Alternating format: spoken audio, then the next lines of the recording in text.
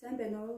Дэлхийн бүжигчдийн баярын өдрийг тохиолдуулан хан хинтий чуулгаас Дайрганг бүжгийн давалгаа бүжгийн челленжид Баянгор аймгийн Хөгжинтөр амын театрын бүжигчин Ламд Булган миний бие нэгдэж байна.